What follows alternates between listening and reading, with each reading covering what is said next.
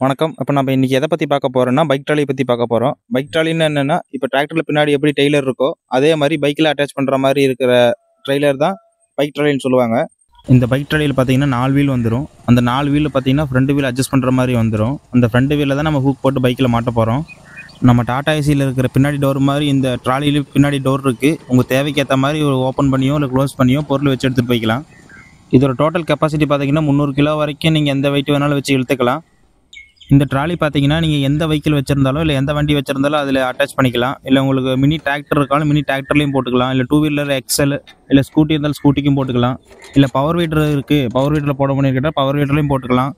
இப்போ 300 kilo weight ஏத்தும்போது இந்த வண்டியில ஏதாவது ஷேக் ஆகுமா? இல்ல எங்கேயாச்சும் கீழ விழுந்து பிரச்சனை ஆகுமான்னு கேட்டா, அந்த மாரிலாம் எந்த பிரச்சனையும் வராது. நீங்க வெயிட் இருக்கும்போது பார்த்தீங்கன்னா, மேக்ஸிமம் எந்த வண்டியும் ஷேக் ஆகாது. அதே மாரி தான் இந்த வண்டியும். இந்த வண்டியில வெயிட் இருக்கும்போது பார்த்தீங்கன்னா, மேக்ஸிமம் ஷேக் ஆகாது. அதே மாரி டர்னெல்லாம் திரும்பும்போது பார்த்தீங்கன்னா, திரும்புறப்போ எந்த பிரச்சனையும் இருக்காது.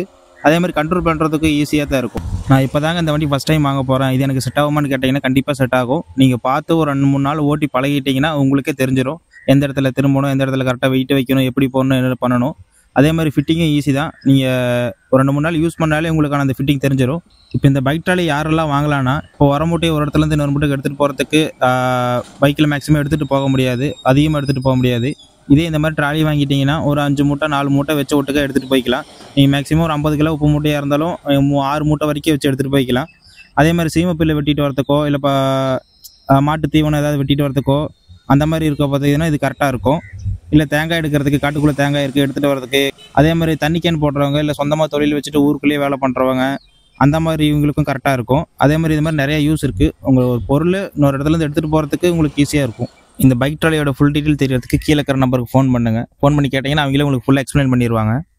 அதே மாதிரி பார்த்தீங்கன்னா, இந்த பைக் ட்ராலி பார்த்தீங்கன்னா தமிழகம் முழுவதும் டெலிவரி இருக்குது. நீங்கள் தமிழ்நாட்டுக்குள்ளே எந்த மாவட்டத்தில் இருந்தாலும் டெலிவரி வாங்கிக்கலாம்.